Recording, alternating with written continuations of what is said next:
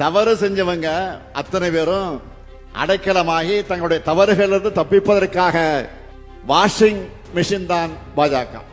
அந்த வாஷிங் மிஷின்ல உத்தமராகி விடலாம்னு குதிச்சிருக்கக்கூடிய மாண்புமிகு எதிர்க்கட்சி தலைவர் எடப்பாடி பழனிசாமி அவர்களை எப்படி பயன்படுத்தி இருக்கிறாங்க என்றால், கூட்டத்துக்கு கூட்டம், மேடைக்கு மேடை, தெருவுக்கு தெரு சென்று நம்முடைய கூட்டணிக்கு யாராவது வருவாங்களான்னு ஆள் சேர்ப்பதற்கான அசைன்மெண்ட்டை கொடுத்திருக்கிறாங்க.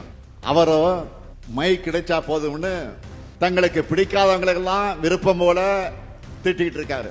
தமிழ்நாட்டின் நலன்களையும் தமிழ்நாட்டு மக்கள் மேலையும் உண்மையான அக்கறை கொண்ட யாரும் பாஜகவோட கூட்டணிக்கு போக மாட்டாங்க.